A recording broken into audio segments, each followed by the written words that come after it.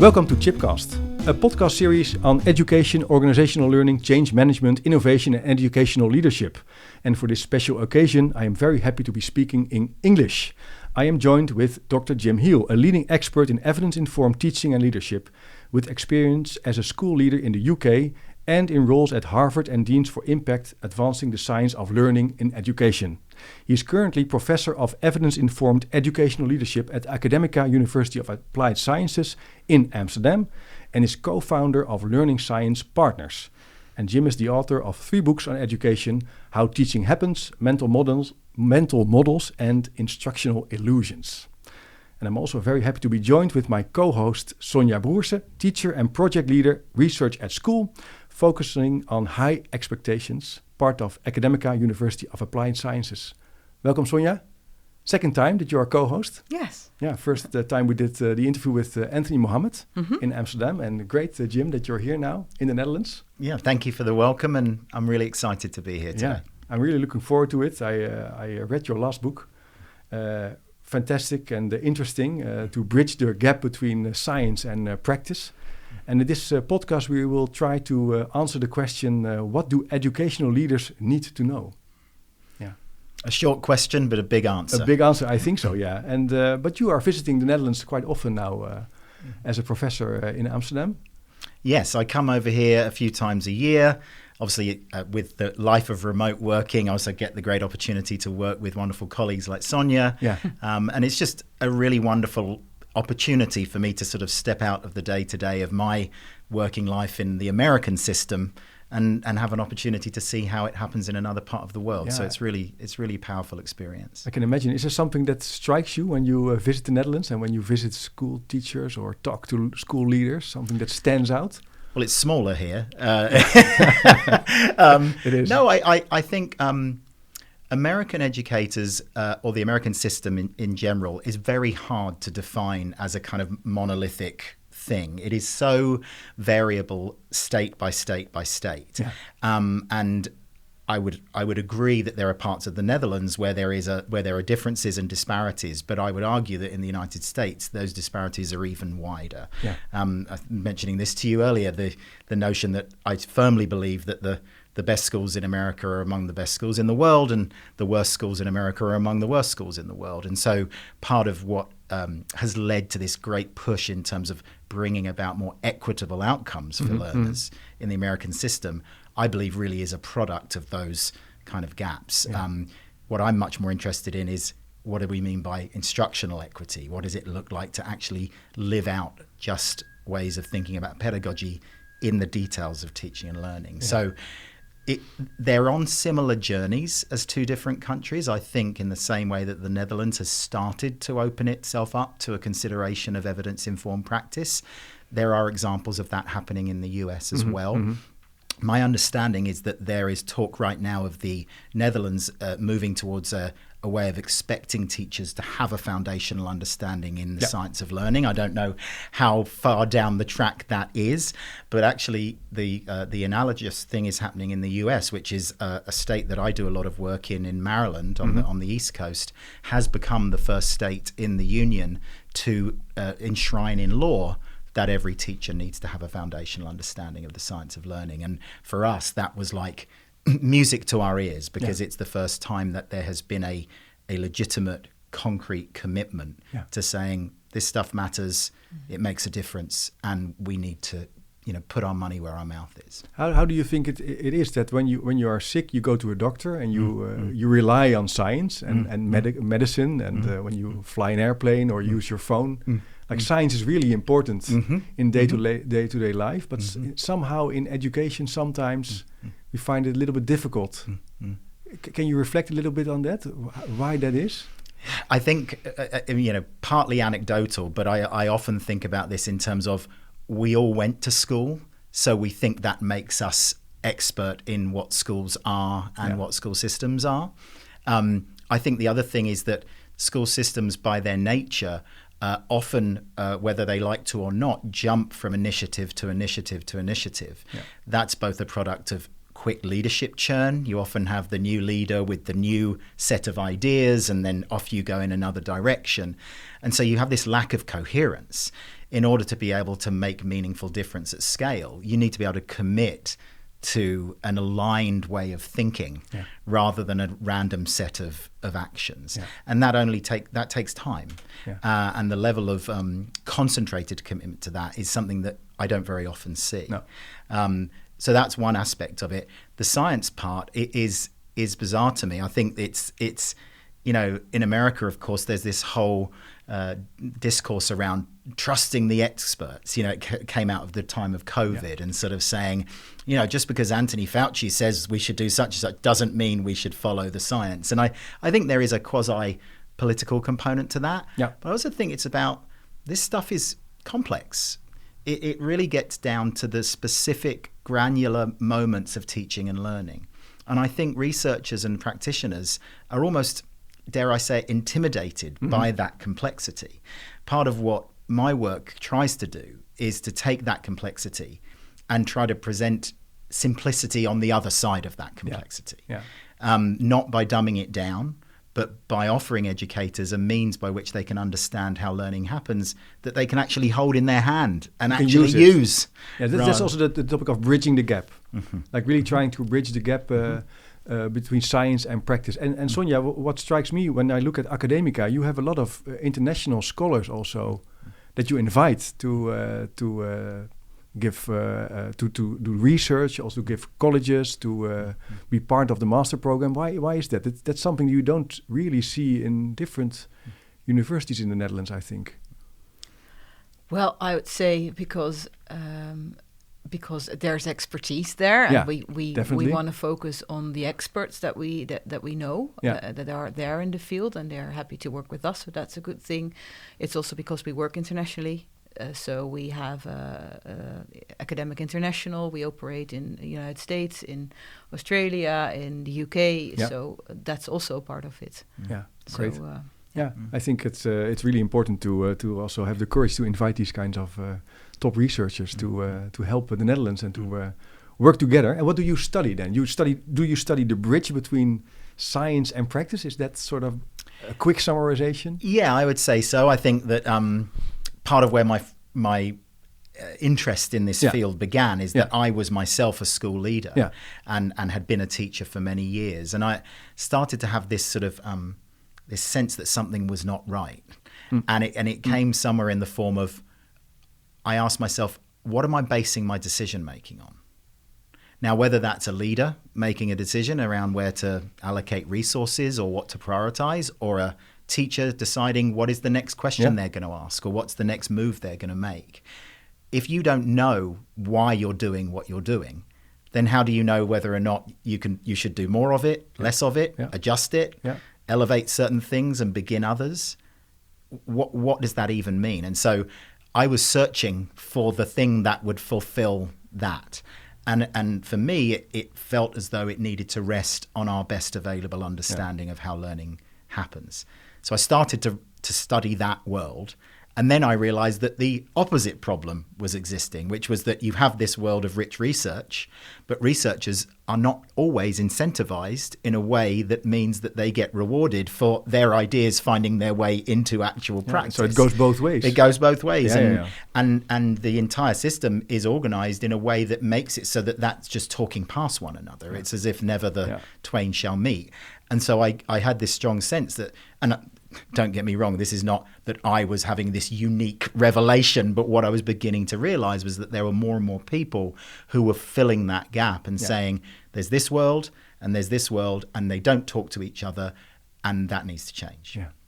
But it can be that as a leader, you make decisions based on intuition, right, or sort of a gut feeling. Right. And you reflect on this point that we should have a sort of a better understanding where we should base our decision making on. And what is that for you then? Because you were a school leader. Yeah. How do you start? How did you start with that process? Yeah. Reading or it's a good question. I think it did begin as me kind of being an enthusiastic amateur. Right. This was maybe going back 15, maybe nearly up to 20 years ago now. And so I was very much in this land of, I didn't know what I didn't know. And so started to get interested in it at the level of reading about it, quickly realized that this was dense, inaccessible stuff. Yeah. And so in a way, I was starting to think to myself, well, could I start to put things out into the world that are the types of ways of explaining these ideas that I would appreciate, that I can understand, that I would understand, and then I became my own first audience, if you like.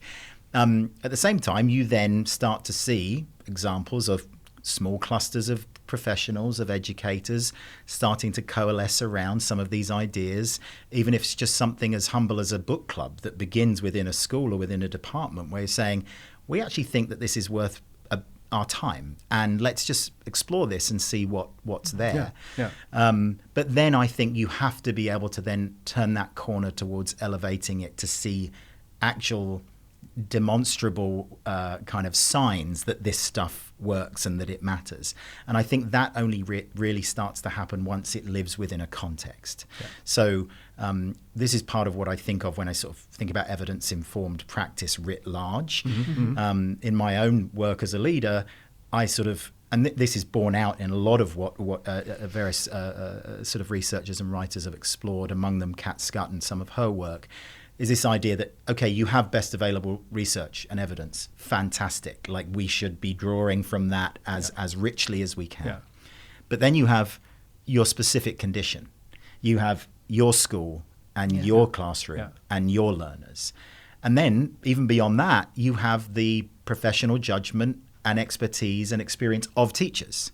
And I started to realize that if you leave any part of that out, then be careful what you wish for, because you could either have great evidence that doesn't live in your context, you could have a context that's right for learning, but there's no evidence or no knowledge to pour into it. You could have phenomenally talented teachers who know just enough to be dangerous when it comes to applying these things. And so as a leader, I started to realize that it is the intersection of these different conditions and considerations. And once I started to see the evidence and the science bearing out in that way, then I started to think, okay, this isn't just some abstraction. It's not something that is theoretically interesting as an intellectual exercise, but really rather works. It works. It has impact, and it has to live in order for it to work. It's got to show up in the daily practices of teachers and leaders. Yeah, because when you take one part out of it, and you would say, well, we should work with explicit direct instruction. You can say, okay, I agree with that. But that means something for your specific group, your specific students or children with their specific level of knowledge. And also the context, the experience of the teachers themselves. Right. So you should try to create bridges and understanding between these kind of worlds. Yeah. Well, and also acknowledging that teacher expertise and teacher experience aren't the same thing. No. And so there are plenty of teachers that have been teaching for 25 years and don't know any of these things. Now, that's not blaming them for not knowing what they don't know, but it could also be the case that you've been teaching for 25 years and have never reconsidered what it means to be an effective teacher. Yeah. You said earlier about medicine. Medical professionals and doctors need to re-credential over time. Yeah. So the idea that we don't expect that from teachers is an interesting thing to me, but we can do things about expertise. Yeah. We can invite a teacher that's been in the classroom for 2.5 years as opposed to 25 with good instructional coaching, with a clear definition of what it means to enact instruction effectively. You can move expertise. And a leader should then, what should a leader then do to enable these kinds of process? Maybe Sonja, you focus on high expectations. You're also a teacher at the master program. I think you can relate to this kind of different worlds, context, science, experience. What is important as a leader to enforce in the school, so to say? Well, Jim and I were talking about that a couple of weeks ago, that we think that for all the evidence-informed work, it's important to keep the end in mind. That's what we're talking about. So what are your school leader for? So the end goal is the learning of the students. So if you keep that in mind, that's very important, I think. Focusing on the learning of the children and that's an important. but you can I can have a different definition of that perspective. I can say, well, learning based on their motivation. Right. And maybe you would say, that's important motivate, but we also have a curriculum. Right. They should be able to write and read properly on a specific level. Yes. And that's the part we can maybe disagree on. Well, and it's also the first place where it can go wrong. Because I would often find, again, to your question of like, how do you practically make this happen? You have to first arrive at a common understanding and a common set of terms and ways of talking about the work. Yeah. Because, as you rightly say, like think about a word like engagement. Yeah. You could get 1,000 educators in a room and say, tell me what we mean when we talk about engagement, and you could potentially get 1,000 different answers. Yeah. Whereas we know from science, for instance, that engagement and learning are not the same thing.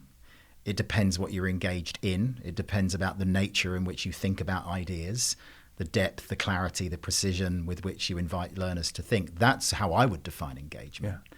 So unless you are operating from at least a baseline of a shared appreciation of what good instruction looks like, you're already in a kind of Tower of Babel situation. Yeah. So I'd say that sort of foundation, step zero, is when we talk about these things, are we talking about the same things? Yeah. So clarity, a definition, focus on what we mean by is that also a key objective of a good leader in a school? Be very clear on what we are focusing on.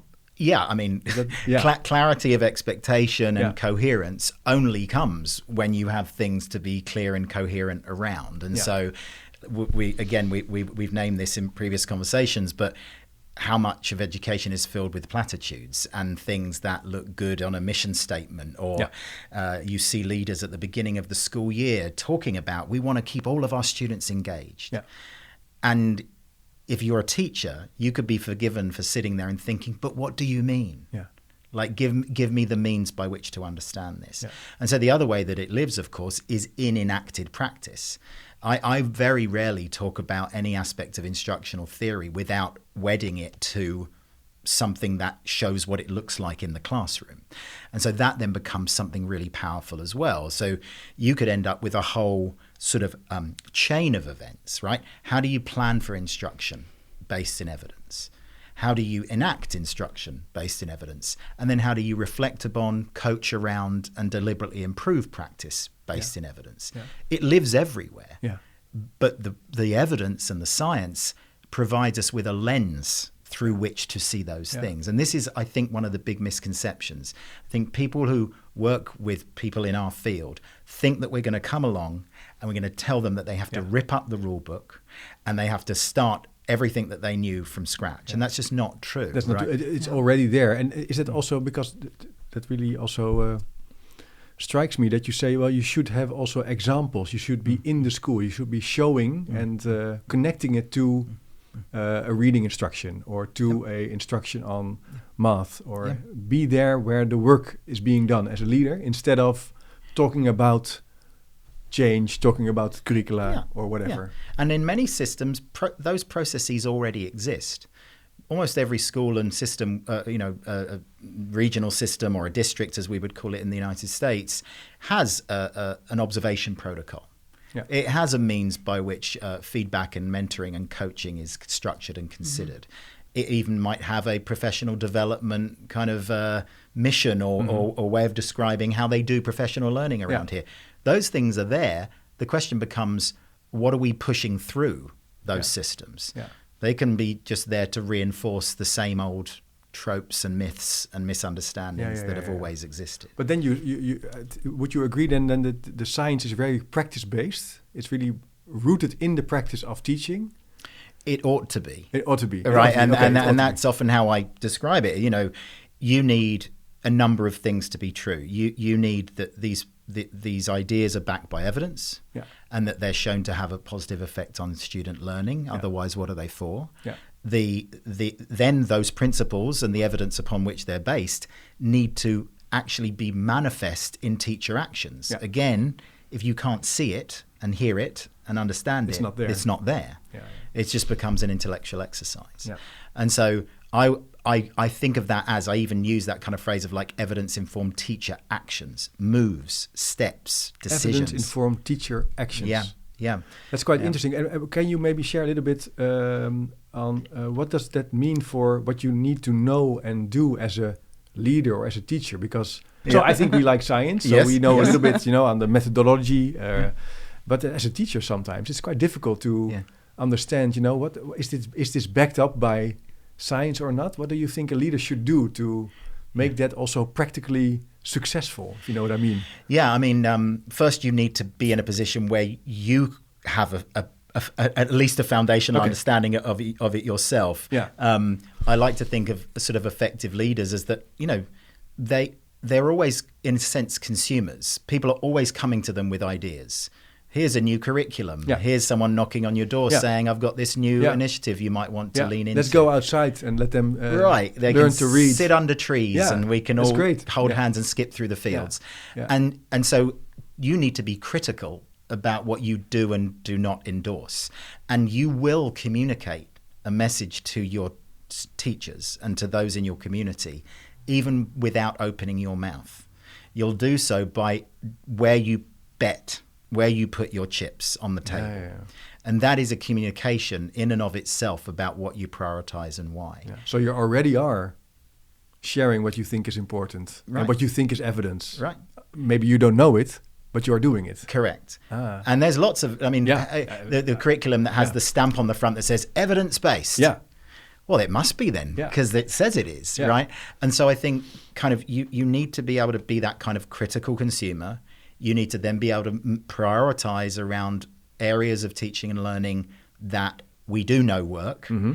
And then you need to be able to be ready to explain and explore why we know it works and invite others to do the same. Yeah. And always within that manifestation of like, I sort of tend to charge teachers with this question of like, so what, now what, right? So we've explored these ideas. Yeah. We've seen what they look like in a classroom environment. Yeah. There's no point in you just walking away now and thinking that was interesting, but I'm not going to change anything. You can walk away and say, what are the 1, 2, or 3 things I could do within the next 2 weeks? Yeah. Even if they were small adjustments. And this is another important factor, again, back to the idea of don't rip up the playbook. It could just be a tiny turn of a screw that says, I always thought that had some utility, but now I know why, and I know why more precisely. So now I can fine-tune my practice more precisely. Yeah. I think that leaders should shout from the rooftops that is the way that we do things around here. You don't have to just sit in silence or sit in the darkness of your own practice. There are things out there that can help us that for decades, generations have been thought about. Yeah. And you can also use that, implement that very specifically.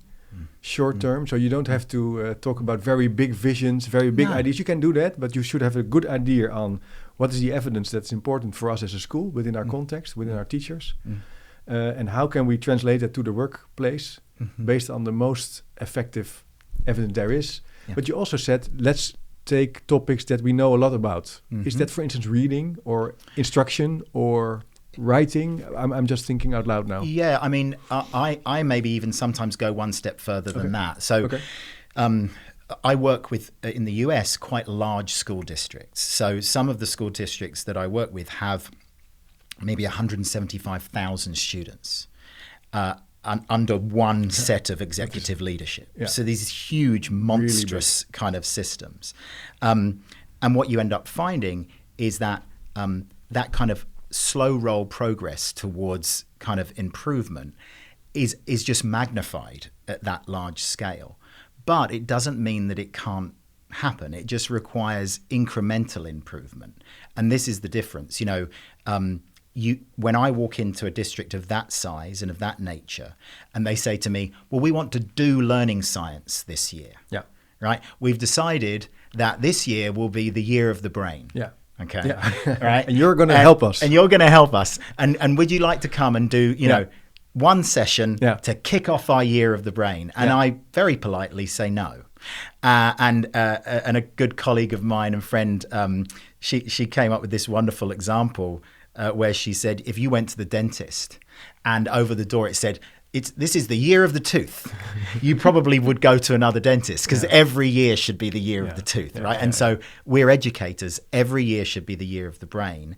And if you are going to make a difference, you need to be able to commit to something with coherence. So the other thing they come to me and say is, we want to cover 12 different principles of learning science in 1 year. Cognitive load theory, retrieval practice, effortful thinking, attention to meaning, examples and non-examples. And I say, again, politely, if that's the way it's going to be, we can't do that. I will say, let's take one principle and spend an entire year understanding it, sharing it, living it, doing it, and then making it a as far as we can, a predictable practice that is systematically understood. But it's a very important point that we're covering now. I think it's interesting that you can talk about science and bridging it, but it's also about implementing it, about doing it, about making it small, making it very practical and successful. What are now for you the most or the major hindrances to applying science in practice? You talk about in your research about 3 things that I would like to mention: lack of understanding, lack of coherence, and also lack of precision. Lack of precision, I can definitely relate. Like, it's very general, I think. Can you reflect a little bit on these 3 problems that we have in school practice? Yeah. Well, in a way, what you'll see there is that there is not the mention of knowledge, but because that's what I consider to be the necessary prerequisite that's for the any basic. That's the basis, the foundation. Right? That's the foundation. Okay. My interpretation in this model of understanding is not just to know, but to be able to use and apply. Yeah. So once again, if you can't use something, then what is it for? Precision is then to be able to say to oneself, I can move along a continuum of nuance. Okay. A continuum of nuance. Of nuance. So we think about fidelity of implementation of things, right? Yeah. You might think that you are doing retrieval practice, but if you don't know enough about what it really ought to look like, then how do you know? Yeah. Right. Yeah. So your precision, your attention to precision, is almost holding a mirror up to your own practice and saying, I now have the eyes to see that it's not just, it's like saying, if it was sport, well, taking a free kick is taking a free kick. Yeah, I was thinking the same thing. Yeah. Right. Yeah. There's a little bit more to it than that. Right. And so this notion that, right, you may know it, great. You may understand it, great. But to what level of precision? Yeah. And then the part where it now becomes something of consideration at scale is coherence, both internal coherence. How often am I able to do this as an individual teacher? Yeah. Do my students expect this of what goes on in our classroom? Yeah. The best teachers I've ever seen are, in a sense, in an unspoken way, saying, when you come into this room, this is how we do things. Yeah. But the same thing can be true of the next layer. The best leaders I've seen in schools say that when you walk into my building, this is how we do things around here. So coherence, again, without that component, you are just seeing flashes of... Yeah, and it won't stick. It won't stick. It won't be part of the culture, the way we work. Right. And if you ever follow a student for a day around a school, it is one of the most eye-opening things. I would recommend it to anyone. Yeah. And you realize that schools are not just incoherent, they are wildly incoherent. Yeah. Students literally change their body language, the manner in which they move into the room, by virtue of what they think they are about to expect from that teacher at that time in that place. Yeah. And so, the best schools I've seen, you could follow a student, and though the subjects may change and the topics may change, and yes, we're not looking for teachers to be like automatons, right? No. We're talking about a recognizable basis of understanding that says we understand how learning works, and we have some degree of consistent and coherent and precise application. It's very interesting, the examples that you're giving. It also has something to do with, I think, predictability, that as a child or as a student, that in every class or in every course, the same behavior is expected of you. And if that's different, Also, when you are a grown-up, you will very fast reflect on that, and you will lower your bar. You think, okay, with Jim, I don't have to prepare because he never asks me questions. Correct. I can sit and sit here. Yeah, I can coast. Coast, like ride it out, ride the wave. Exactly. But it also has maybe, Sonja, a little bit to do about not only talking about it, but also focusing in the practice day to day as a leader of looking at it, giving people compliments, showing where it works, being very specific in implementing the process. A lot of schools talk about change during the meetings that they're having every 5 times a year. Studiedagen in Dutch, study days. Yes. Sometimes a meeting. Then we talk about high expectations, but we're not doing it in the practice. We're not enforcing it in a positive way. Should we be better at that in the Netherlands, do you think? I think that what Jim began with, we have a lot of platitudes and a lot of constructs that we define differently, and that we, for example, high expectations or high expectation teaching. That's one of the constructs I think that is differently defined. We make it and we also define it into realistic expectations or high positive expectations or ambitious expectations, and then in the end we don't really know what we're talking about anymore, and we don't. And then it comes to so what does it look like in the classroom? It's absolutely true in the Netherlands. I saw a school just a couple of weeks ago. They had a vision in this school. It's in English now. We'll try to translate it. Every child is challenged to be the best part of themselves. Yeah. Think, okay, great title. Yep. But when you visit a classroom and children are walking around, it's very disorderly. Children do sometimes, tease each other. There's no structure, and then you can say, but it's free. They can have their own regulation. They can, but that's not connected to the vision, and the vision needs structure and also discipline. And discipline is often a difficult word. We have a lot of rumors and noises in our classrooms. These kinds of translations from very general topics to very specific behavior in the classroom. Talk is cheap. Talk right? is cheap. And similarly, you were describing students within that environment. You could use some similar observations to describe how adults in those environments are. Exactly. And the idea again of what you espouse as good teaching versus can you show me theory and use and espouse theory. Exactly. I can remember now the important tension to go to as a leader. Right. Also in a positive way, because that's where the learning happens. Right. You can make a virtue of that tension or make a virtue of that challenge. So like a lot of times I say, I like to teach or lead the science of learning by using the science of learning, right? So let's take cognitive load theory, right? We know that our working memories are limited in capacity and time, so we can only hold a certain number of things at once. Well, sometimes I'll say to a room full of teachers, well, what about your cognitive capacity? What does it mean for you to be able to hold the amount of things that you need to do in a given day or in a given moment of instruction? And is anyone thinking about your cognitive workload? It's quite confronting, I think, in most schools. It is, but I think that sometimes when you then go on to say, guess what? Evidence can tell you what you should pick up and what you should put down. It can alleviate your load. It can give you a better chance of doing the job as well as you would like to do it. No teacher gets up in the morning and says, I want to be a bad teacher today. No. And so I think it's always about competing priorities. Absolutely. And that something always has to give. So you can use theory and academics and research as a way of organizing your work, as a way of organizing a group meeting in a school, as a way of organizing your annual plan.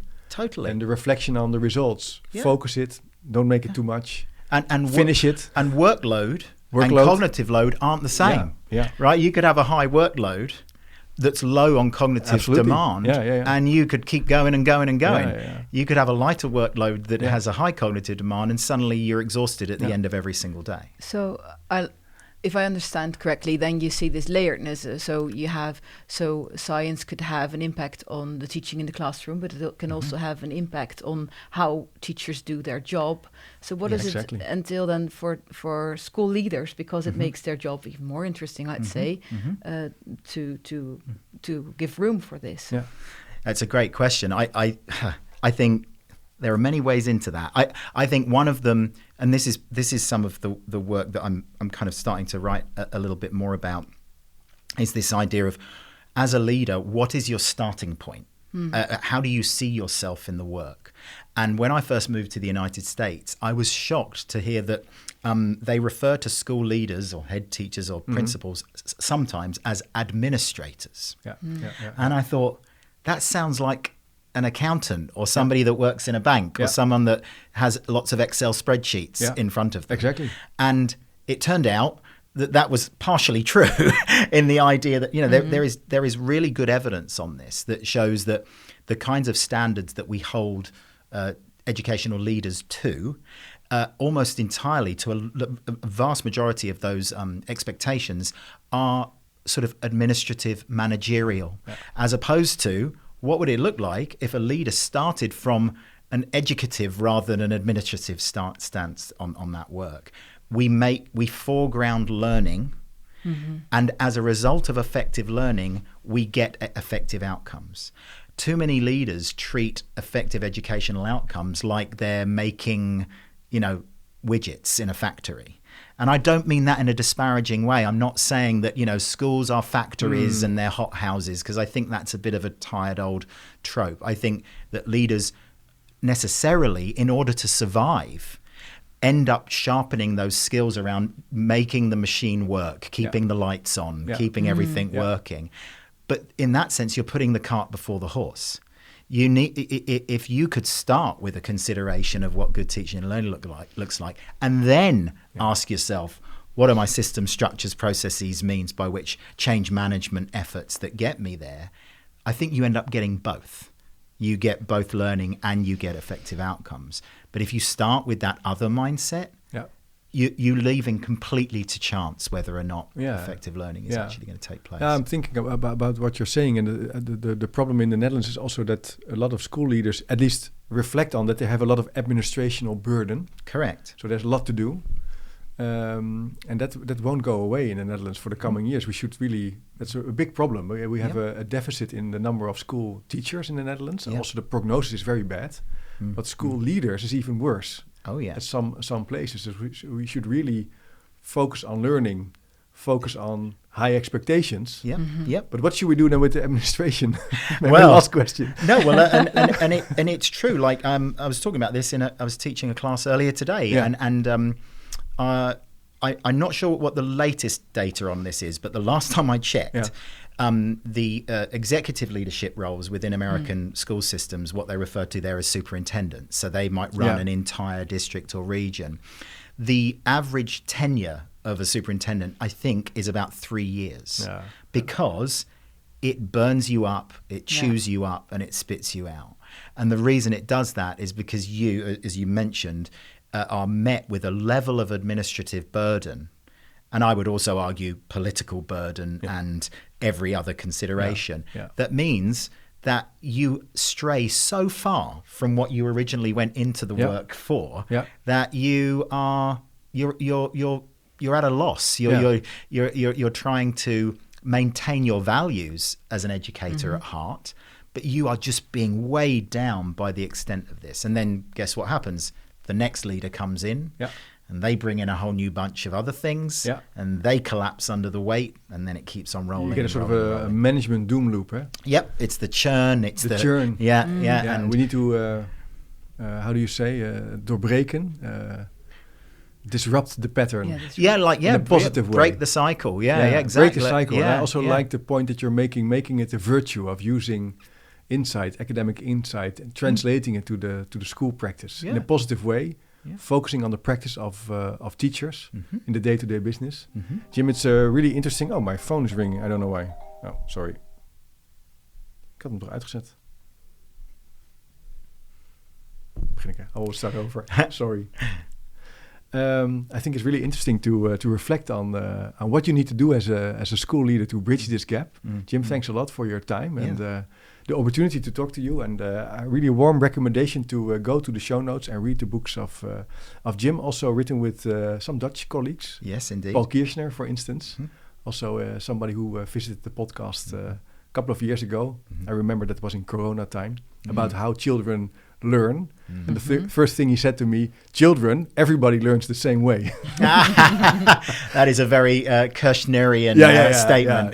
Great. And Sonja, thanks for your time. Also the opportunity to do this together with Academica, University of Applied Sciences, and to think about the questions during this podcast. If you're curious and you want to read more, check the show notes, check the websites in the show notes. And if you have a comment or reaction or something that's missing in the podcast, you can always leave a message. You can even speak into a voicemail audio recording, and I will listen to it, and then you will get a response. Thanks for listening, and until next time.